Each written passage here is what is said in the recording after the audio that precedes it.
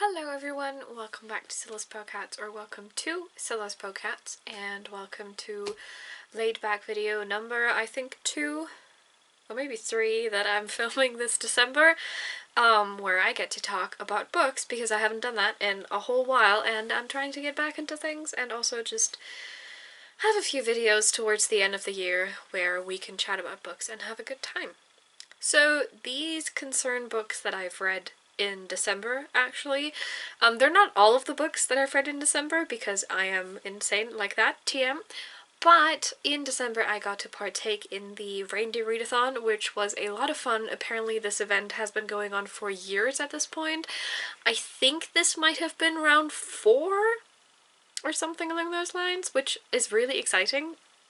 And basically just with just about any other readathon, where you get to be in a team, what happens is you have a specific amount of prompts that, basically have to be filled with books that do a specific thing, have something in the title, in the cover, whatever it may be. And once you read those books, you earn points for your team, and whichever team has the most points at the end wins. Usually it's just for prestige and glory, which is also the case in the Reindeer Readathon, and I'm pretty sure that my team was actually doing really great last week, so I don't know how the stats are looking this week, because it is Sunday as I'm filming this, so the stats should be out any hour now, actually. But we were in the lead last. I was team stalking. I say was because, again, I've finished all of my books. Basically, you have 10 prompts, 9 books that you have to read, and a 10th one that is basically called Slaying It, which means you've finished every single one of the prompts and the bonus prompts, and so you're just reading an additional book that fit one of the previous prompts that you were doing. The bonus prompts have to be fulfilled with one of the books that you also choose for the 9 original prompts. That's basically it. So I have my handy dandy list here. Yes, this is the exact same notebook that I used for my TBR video. And it still looks like a war zone, and that's the vibe that we're using here anyway. I think I've just decided to embrace the chaos vibe. I'm never going to be someone who makes really cute and like fancy book planners or whatever. We are rocking this, whatever this is. So I'm going to be looking down every time I read off a prompt because I don't remember anything. Also, some of my books are not physical, so I don't remember they exist because ebooks just magically poof away in my brain. Right, so without further ado, let's get into the books that I've read for the Reindeer Readathon in December. So first of all, the first prompt on the list was Dasher, and that one was supposed to be a book that was recommended to you on social media or through some sort of like list, like for example maybe you were going through the Booker Prize list or something of recommendations. You found it on TikTok, you found it on Goodreads, if Goodreads does one of their lists again. Whatever maybe the book needed to come from there, and because I took it a little bit too literally, I think, I went with something that I saw on social media before friends of mine, whom I know from social media, could recommend it to me. And the book that I ultimately chose, partially because it was one of my physical TBR, it was a physical book on my physical TBR, and I got it this year because it came out this year, and that was Mistress of Lies by K.M. Emright. This is the first book in, I believe it is supposed to be a duology. I don't know if there is going to be a third book, but there is definitely a second book, which was called, what was it called? It is going to be called Lord of Ruin. Very exciting title. I do very much enjoy the cover, and this is a romantasy, I would say. Well, the romance is very important, but it's not necessarily the whole plot. But basically we're in a world where blood magic exists, and there's a lot of struggles between the blood mages, who are the nobility and basically control the country, and the unblooded, excuse me, as they're called, which are basically people who cannot use blood magic to do whatever they please. And we also have the Emperor Undying, who has managed to make himself more or less immortal, it seems, through his blood-bending power, or not blood-bending, but blood magic power. I immediately went to Avatar. Never mind. And there is also a throuple in here, which I found delightful. I will say that this struggled a little bit from a feeling I had that was that it felt very much like a debut book, which it is, so that's not necessarily a criticism. However, it felt like it was trying to do a little bit too much at the same time. The focus was both on the throuple as well as on the politics, which can easily go wrong in my opinion, and it kind of did a little bit with this book because some scenes felt very smushed together as if the author hadn't fully figured out how to make them flow cohesively. I am very excited for book 2 though, and I am very excited to see if the author improves their craft.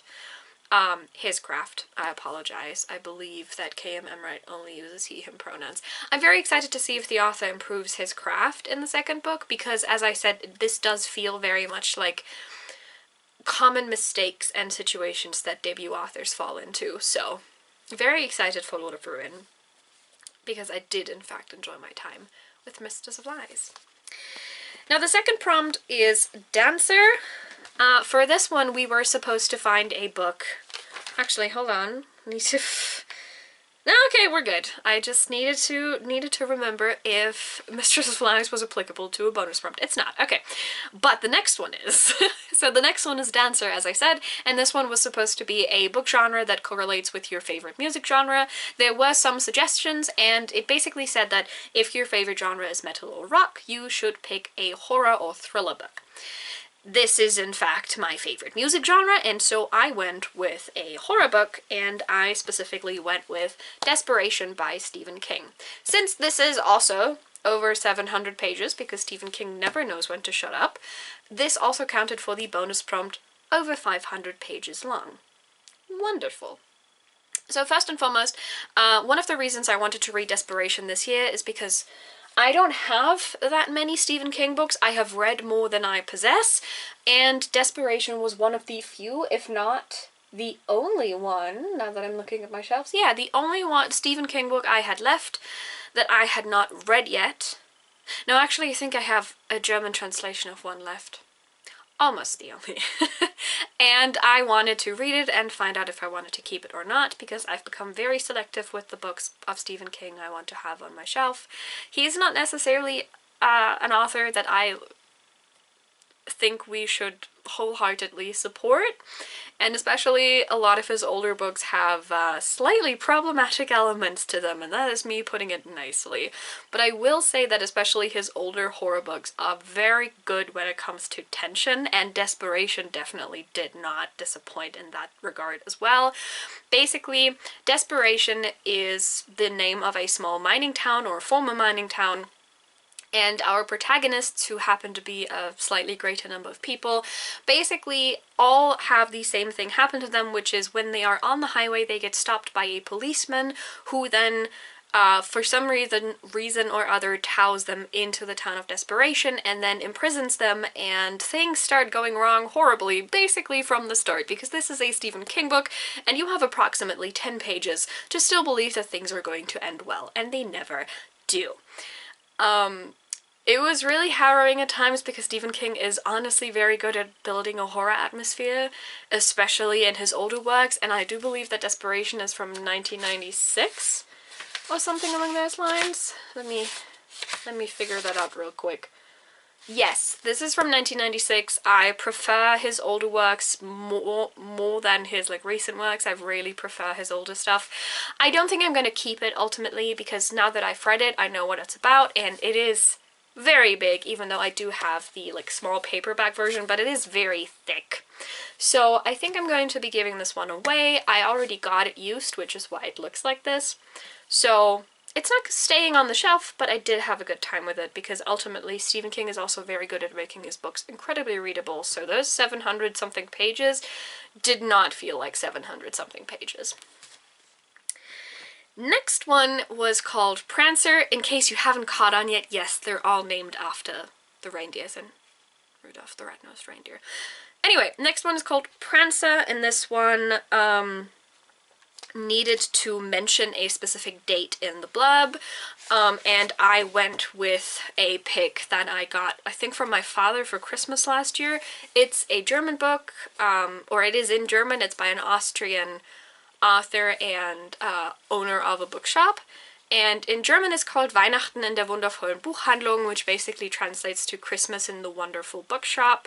And this is a non-fiction diary entry situation of Petra Hartlieb, who is the author and also, as I said, owner of a bookshop in Austria, and she's basically talking about how the holidays affect working in a bookshop and how it's incredibly stressful but also kind of fun to be able to help people with gifts and everything.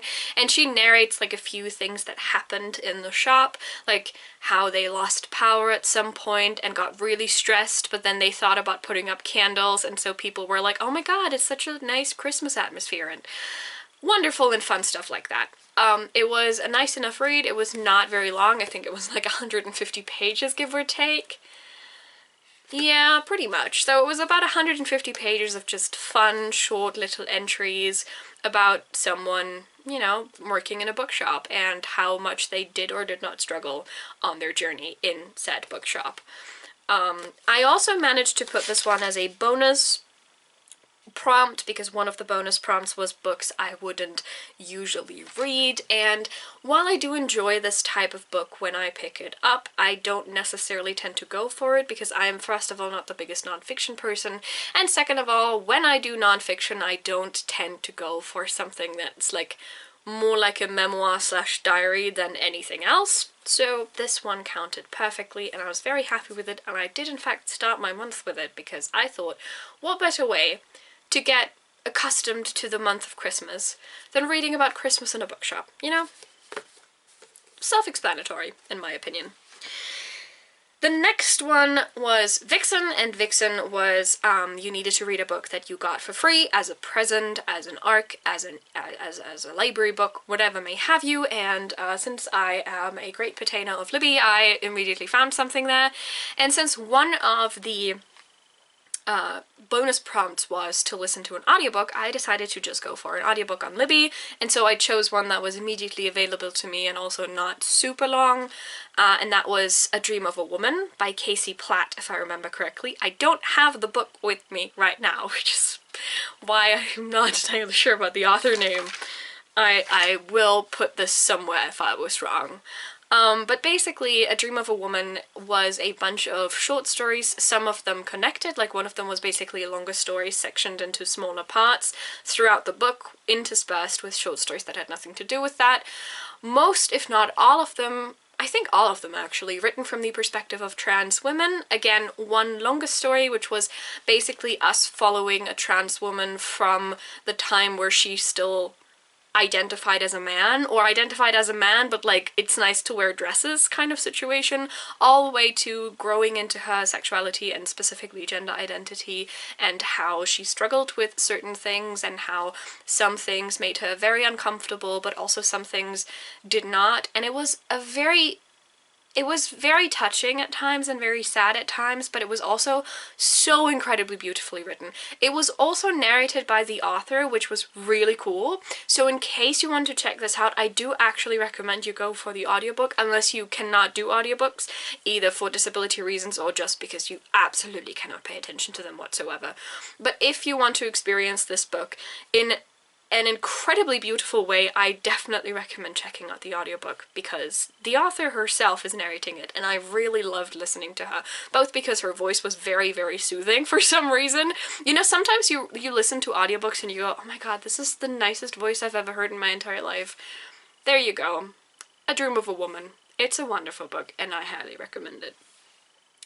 Next one was Comet, and this one was a doozy because you basically had to read a book that ended on the same page number. Like the last digit of the page number needed to be the last digit of your birth date. So for me, that was the 12th, so a 2, and I actually found a book that ended on page 422. Which I think should have given me bonus points. And the book I went for is this wonderful book. It's a German book. It's a German historical fantasy. The German title is Ich, Hannibal, Rom wird vor ihr erzittern. translates to "I, Hannibal, Rome will tremble before her," and as the title suggests, this actually follows Hannibal, the story how he went across the Alps and attacked Rome in the process, because Rome had declared Rome had declared war on Carthage, which was his homeland.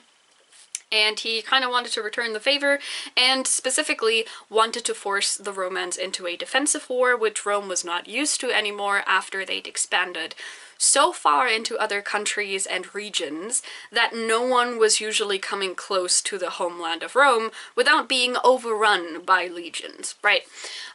However, this book does not follow Hannibal, technically. This book follows Hannibal's killer, who used to be Hannibal's wife, but takes on the name of her husband out of necessity, and basically goes through with the plan that he had of marching across the Alps. And the fantastical aspect of it is that instead of just doing it with normal elephants, which was insane enough as it was, one of the elephants, specifically the one that she rides all the time, is a magical beast, and there's a lot of magical beasts there as well. There's specifically a lot of places with like parts where a monster hunter narrates everything. I really loved her. This book is so good that I am mad about the fact that it's in German, because German fantasy books don't tend to get translated, most of them at least. And I really want every single one of my English-speaking friends to be able to read this, because it is so good. There is so much about the intersectionality of, yes, being a woman and being oppressed like that, but also belonging to the free citizens of Rome as a woman, for example, which was very different than being a female slave, or a male slave for that matter, which I also found very good that the book talked about this. It was... I don't have enough words to describe how much I loved this book. It was so good. I am so angry that I cannot recommend this to more people. So if you speak German, and if you're relatively fluent in it, because this is a very lyrical prose situation, so if you speak German and you're relatively fluent in reading it, please, I need more people to talk about this book with. And it cannot be my usual circle in most cases, because most of these people are not from Germany and or don't speak German. Please. I'm begging you. That aside, though, let's just continue on, shall we? let's just continue on. Alright, I'm just checking to see if I'm not forgetting anything. I am not forgetting anything. Oh, I made a little mistake. I do apologize. Desperation, the Stephen King one, I did not read for over 500 pages. I read it for book on my backlog. There we go. So basically a book that you've had on your shelves for a while. Alright, moving on. That never happened. So the next one was Cupid. And Cupid was basically, you were supposed to read a book by an author of which you've already given the previous book 5 stars. Thankfully, I'm somewhat liberal with my 5 stars, I think. Just because I can, because no one can stop me, actually. So it was relatively easy to find something there, but I was trying to get through some arcs that I'd acquired and hadn't read. So, whoops. And so I went for The Saint of Heartbreak by Morgan Dante, which gave me so many feelings. So I've basically followed Morgan's self-publishing journey ever since they published their first novel. And I've been able to read, I think, all of them at this point. I have an arc for the newest one, Sacrament, which I'm very excited for because it's a gay throuple. Happiness. But The Saint of Heartbreak so far was genuinely my favorite, I think. I think it was very interesting to see how well they'd grown with their craft, because I do think that The Saint of Heartbreak, while having a similar or basically the same vibe of writing style than their other books, it felt like they had finally fully grown into that writing style and had fully made it their own, which I love to see in authors. And basically The Saint of Heartbreak follows Judas Iscariot, who is, or like, gets brought into the 9th circle of hell, because the 9th circle of hell, which is the circle that Lucifer resides in, right, is the circle for traitors. And obviously Judas is one of the most famous traitors, specifically in Christian history, so that's where he belongs, and we get to follow his journey of how he falls in love with the devil, and the devil falls in love with him, and let's just say there's one sentence in there which basically is like, at least being an instrument means being held. And I was like, okay. So I'm going to have emotions about this. And I did. So, 10 out of 10. It is basically just vibes. There's very little plot going on. It is so good. I'm still in pain when I think about it. That's my recommendation. That's my pitch for Saint of Heartbreak. It made me very sad. Moving on. Next one, another ebook edition, but this one, okay. This one was not an ARC, so I did good. So the next one was called Donner, and for Donner we basically had a bunch of words, like a Wordle kind of situation, and we were supposed to look at that thingy, and we were supposed to, like, pick a word from the, like, first 4 or something that we immediately saw, and that word needed to be in the title of the book that we were choosing for this prompt. And for some reason, one of the first words that my eyes fell upon was scales. The very first one was end, and then I figured out it was supposed to be friend. So that tells you everything you need to know about me. But I got the word scales, and so I decided to read The Scales of Seduction by Reindeer Grey, which is an erotic Medusa slash a basilisk, female basilisk, situation. It is about 100 pages, so it's really not that long. It is so good. It is so good. So, first of all, it has 2 sets of content notes, one of them being for everything that goes on, and the other one being for the sex scenes, and both of them are exactly the same length. So that tells you everything you need to know about this. The sex scenes were fantastically written. The entire situation, like everything about it, was so emotionally charged. The writing style was absolutely beautiful. I'm just saying, if you want to check it out, I'm going to be leaving a link to Rian's itch.io down below. You can see the content notes on there. If any of those sound like a grocery list instead of a warning for you, this is for you. That's all I'm gonna say. That I think you'll figure it out very, very soon. We have 2 more prompts left and then the bonus prompt Slaying It. So the next one is Blitzen, which meant I had to choose 3 books that started with the same letter. Books that started with the, like, for example, I don't know, I can't think of a title now. Well, this is embarrassing. Well, this is going great. The Sleepless, I don't know, by Victor Maniba, right? Like, this counted as a T, and so, you could also choose 3 books that just started with the, or something like that. And then after you'd chosen those 3 books, you basically needed to randomize your pick, either through a random wheel online, or letting your friends pick, letting the Discord server for the Reindeer Readathon pick, and I ended up with the book These Bittersweet Vines by Dorian Valentine. Needed a second because I wanted to say Dorian Gray, and that was not correct. Dorian Valentine. I had an arc of this as well. This is a theme for this readathon, okay? I was really trying this month. And I'd read the first one before. I had an arc for both, but I did get myself the finished ebook copy of the first one. And unfortunately, I didn't really enjoy the first one, but I wanted to read the second one because it was concerning a character that I found interesting in the first one. And it did make things better, so I did like the second book more than the first one, especially because I felt like the storyline itself was flowing a bit more naturally.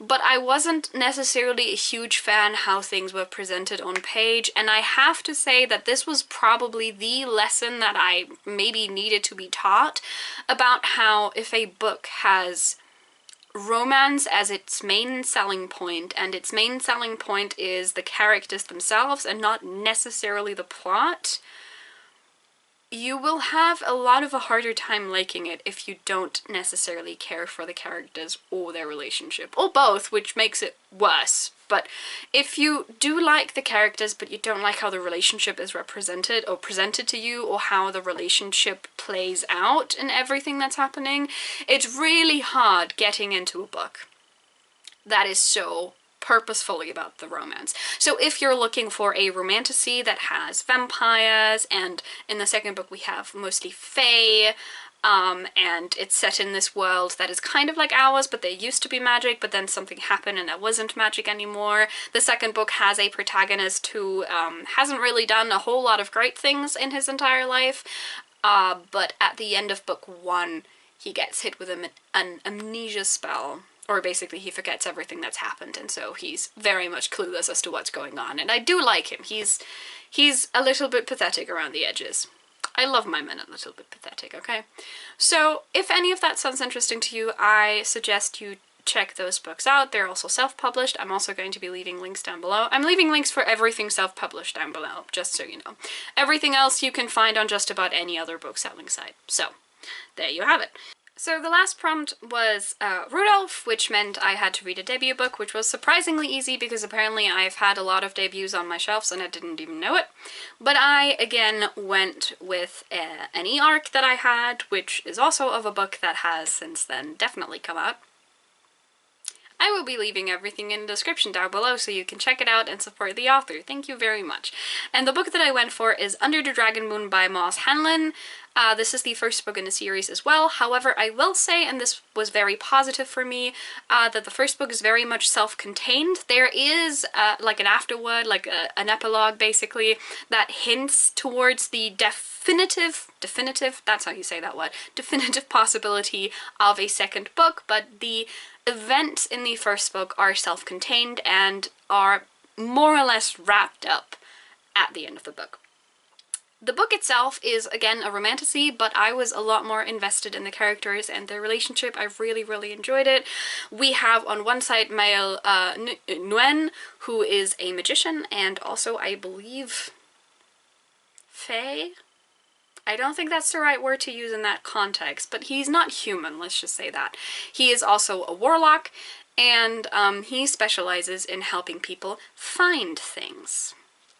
Whatever they may be, and however illegally they may be found, is completely up to everyone's interpretation, including his own. But now he actually needs to work with a human, Leo Grayson, who has to look after his niece after his sister passed away, and Leo needs him to find something for his niece, and also has to be introduced to the world of magic, because he in fact did not even know that his niece was magical, because she's also a warlock from a warlock family on her father's side. So there is a lot going on there. It was really cool to get into this. It had a really nice balance between the personal relationship between Mael and Leo, and also just everything surrounding the plot. I thought that the author did a fantastic job at balancing that, which I really appreciated. So again, I will be leaving everything about indie books, etc., and where you can get them in the description box down below, so please go and check them out and support them if anything of what I said sounded interesting to you.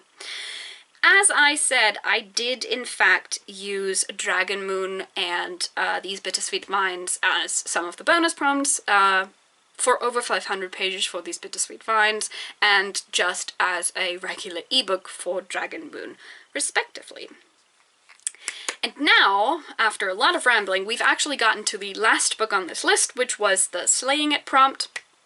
Basically, I had to choose one of the 9 prompts that I've previously mentioned, and repeat it with one more book, one bonus book that would give me a certain amount of points. Again, I went with the easiest category for me apparently, which was debut novel, and I went with The Witch and the Tsar by Olesya Salinikova-Gilmore. This is in fact a debut. I have a special edition which I got from a friend who was selling hers. It's really pretty, I really like it, and I did in fact very much enjoy my time with the book. It is a political, historical fantasy setting, I suppose that's probably the best word for it. It is set during the time of Ivan the Terrible, and we follow our main character, who is Baba Yaga, who, if you don't know, is one of the most famous crones in history, and this is actually where this book might rub some people the wrong way, because Yaga, as she is only called in this book, doesn't seem like an old woman. I would put this book at the very awkward junction between YA fiction and adult fiction, because while it is made clear several times over that Yaga is not only an adult but also basically an immortal because she's a half goddess, essentially. And it is made very clear that she's lived through several decades already and will continue to live through several decades more after the events of this book. She did sometimes feel on the younger side of people, and most definitely did not feel anywhere close to the crone age, which is what Baba Yaga is usually represented as. I understand if this is something that people don't really like to read about. I will, however, say that I personally thought the author did a really great job of portraying Yaga as a wonderful character. Basically, the story starts with Anastasia, Ivan's wife, asking Yaga for help because she thinks she's being poisoned by someone around her, and Yaga trying to help her, which basically ropes Yaga into the whole situation where Ivan started terrorizing his own country or tearing his own country apart, partially because he became so irrational and paranoid that someone else was trying to kill him, but also because of some other events that take place down the line. And it is a wonderful book, in my opinion, about characters who so deeply care about their country and their people, that they are willing to oppose the man who is supposed to be their leader. But it didn't feel like your typical, not very well thought out revolutionary ideal YA situation, which is again why I would say this book is adult. It is an adult book of fiction, and I would definitely say that this is more or less what like classifies it as that in a way, apart from the fact that Yaga is very much an adult and continues to be an adult for the entirety of the book. That's maybe kind of important to mention. It's that you get a very distinct feeling of patriotism from all of these characters, but even Yaga, who at first seems very at odds with humans, not necessarily because she doesn't like them, but just because she wants to be a part of them, or from them, really, because she's found that humans can be very awkward when dealing with someone that they call Vedna, or witch. I do want to point out, because some people seem to have missed this in the comments to this book, there is a lot of politics in this, in case you've listened to my description. There's a lot of politics in this. Not necessarily a lot of, like, political intrigue, I would say, but definitely a lot of political decisions or politically motivated decisions that characters make, either Yaga herself, or her compatriots, or just about everyone that she meets, really. Like, this book is very magical in a way, because without the magic and also without the gods that consistently show up, actually, this would not be the same book. But it is very politics heavy in some way, and the author very clearly mentioned so at the end of the book, and she does also mention some of the sources that she had in case anyone else would like to check those out. So, this was in fact the last book I read for the Reindeer Readathon, because this was the only book that I was supposed to basically wait for, or well, finish the other ones before I got to this one. And I personally think I could not have stopped with a better book, because this very much also had a very wintry vibe to it. So this is very much a book that I would recommend you pick up during winter time, if your country has winter time, that is, because it just feels very cozy for that. And there were some issues I had with this book, which also, in my opinion, pertain to the fact that it was, again, a debut, which I think was the third that I read for this challenge, actually, now that I think about it. So I'm really excited, actually, to pick up another book by this author. I think the next one she wrote is something The House in Moscow, I think. I'm going to have to look it up again. But I am actually excited to pick up more books by her because, again, I really love to see authors grow into their craft, and I think that there's a lot of potential with her as well to continue to grow in her craftsmanship, and I really would like to see that. So, this felt like a whole lot of yapping, so, it's probably a longer video again. In all fairness, I did talk about 10 books in here, so I'm gonna be surprised if this is under 30 minutes. But I hope that some of the reads that I picked sounded interesting to you and that you would like to pick them up. One request, if you should have the possibility to pick up Ich Hannibal, please do, and also tell me in the comments immediately and become my friend. Thank you very much. It's very important to me that you do that. Apart from that, if any of the books sounded interesting to you, I'd love to hear your opinion about that in comments. If you've read any of the books that I talked about, please let me know as well, and let me know what you thought about them, and if you would agree or disagree with what I've said about them, and if you would recommend them to other people as well. I'm going to go back to reading one of the 3 books that I want to finish this year still, because I'm in the mood for reading, and I think there's no better way to end your day than to just crack open a book. So, as always, I hope that you have a nice reading experience yourself, and that you continue having a nice reading experience, and I will see you soon.